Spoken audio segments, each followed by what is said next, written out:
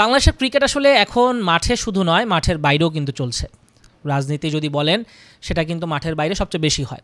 এই যে ফারুক আহমেদের কথা বলছি, 9 মাস 8 দিনের মাথায় তাকে সরিয়ে দেওয়া হয়েছে। মূলত আসলে তিনি জায়গা হারিয়েছেন।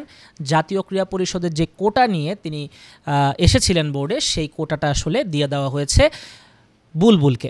তো সাবেক অধিনায়ক আমিনুল ইসলাম বুলবুল, তার হাতে কিন্তু খুব বেশি সময় নেই। যদি আসলে নির্বাচনের তারিখ ঠিক থাকে তাহলে মাত্র 3 মাস আছে, আর যদি সেটা পেছায় তাহলে হয়তো 4-5 মাস হতে পারে।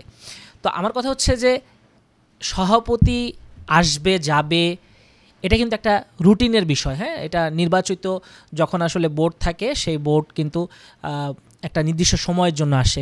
এবং ফারুক আহমেদ কিন্তু চেয়েছিলেন যে তিনি যখন এই দ্রুত নির্বাচন দিয়ে আগামী 4 বছরের জন্য ক্রিকেটের অভিভাবক হবেন তিনি, তো সেটা আসলে হয়নি।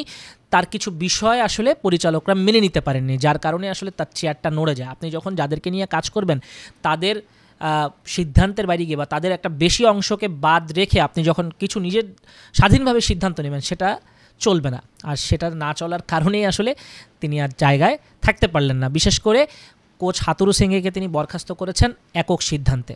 কারণটা কি? অতীতে ফিরে গেলে আপনি দেখবেন যে হাতুরু সিংয়ের জন্যই কিন্তু প্রধান নির্বাচকের চেয়ার ছেড়ে দিয়ে বিসিবি ছেড়ে দিয়েছিলেন ফারুক আহমেদ। তো এসে সবার আগে হাতুরু সিংকে একেবারে বলবো যে একদিনের নোটিশে তাকে বিদায় করেন।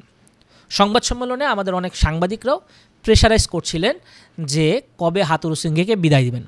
এই যে রেশারেশিটা শুরু হলো, এরপরে কিছু সিদ্ধান্ত তিনি এককভাবে নিয়েছেন। সবাই তাকে বাহাবা দিয়েছিল যে হেড কোচ বিদায় করেছেন, এখন অনেক অনিয়ম, অনেক সমস্যা, ফারুক আহমেদ কিন্তু একা হাতে দমন করবেন, আমরা তাকে নায়কের আসনে দেখতে চাই। একটা তার মধ্যে একটা হিরোইজম ভাব এসেছে, তাকে একেবারে মানে বলে পুশ করা হয়েছে যাতে একক সিদ্ধান্ত তিনি নিতে পারেন। তো তিনি যখন নিজের মতো করে কাজ করছেন, তাকে যখন ওভাবেই বলা হচ্ছিল যে আপনি এককভাবে সিদ্ধান্ত নিতে পারেন, আপনি সব কিছু করতে পারেন, আপনিই সর্বেসর্বা, তিনি কিন্তু বিপিএলের 2টা দল, যেই দলগুলোকে এনেছেন ভ্যালেন্টাইন গ্রুপের, আরেকটা হচ্ছে যে বিপিএলের টাকা পরিশোধ করে নাই সেই চিটাগং কিংস, আবার দুর্বার রাজশাহী, এই 2টা দলকে যে এনেছেন এরা কিন্তু প্রচুর বলবো যে সুনাম নষ্ট করেছে কিন্তু বিসিবির। তো বিপিএলের এই 2টা দল একক সিদ্ধান্তে এনেছেন। ফারুক এই কথা বলা হয়েছে যে অনাস্থাপত্র দিয়েছিল, যে 8 পরিচালকের যে চিঠিটা দেওয়া হয়েছিল কোনোভাবেই আসলে কি কারো অনুমোদন নেওয়া হয়নি, একক সিদ্ধান্ত হয়েছে। তারপরে বিপিএলের এইসব সিদ্ধান্ত, টাকা ট্রান্সফারের বিষয়গুলো, এইগুলো কিছু বিষয় এনে তিনি যে বোর্ডের কোনো ডিরেক্টরকে পাত্তা দেন না, এই বিষয়গুলো লেখা হয়েছে ওখানে। এবং 8 পরিচালকের সবাই কিন্তু ওই সাইন করেছেন। ফারুক আহমেদ আর আকরাম খান তিনি আসলে সেখানে সাইন দেননি। আর মূলত আকরাম খানের সঙ্গে ফারুক আহমেদের একটা সম্পর্ক আছে, পারিবারিক সম্পর্ক। সব বিষয়ে আসলে আকরাম খান ইনভলভ হতে চাননি। আকরাম খান পাপন আমলেও ছিলেন, ফারুক আহমেদের আমলও ছিলেন, এখন আমিনুল ইসলাম বুলবুল এসেছে তার আমলও আছেন। অধিকাংশ ডিরেক্টর একসঙ্গে সই করলে আসলে টেকাটা খুব দুষ্কর যে কোনো ক্রিকেট বোর্ডের প্রধানের জন্য। তিনি যাই করবেন সেগুলো কিন্তু আসলে ভালো কিছু বয়ে আনবে না, বাংলাদেশ ক্রিকেটেরই আসলে দুর্নাম হবে এবং আইসিসি থেকে খড়গ নেমে আসতে পারে। তো এই রেশারেশিটা বন্ধ করে, যেহেতু আসলে এখানে টিকতে পারেননি, আমিনুল ইসলাম বুলবুল আসলে কতদিন কি করতে পারেন, কারণ ফারুক আহমেদ বলছেন এখানে এই সমস্যা, এই এতগুলো প্রবলেম, কেউ সহযোগিতা করে না, একটা সিন্ডিকেট আছে তিনি দাবি করছেন।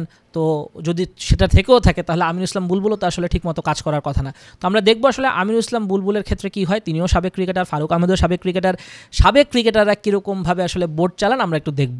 3 মাস সময় আছে, এই 3 মাসে তো অনেক কিছু হবে। বাংলাদেশ ক্রিকেটের নাটক, সিনেমা, টেলিফিল্ম কিন্তু মাঠের মধ্যে আমরা দেখছি হাঁটছে, দোষ হচ্ছে বোর্ড প্রধানদের।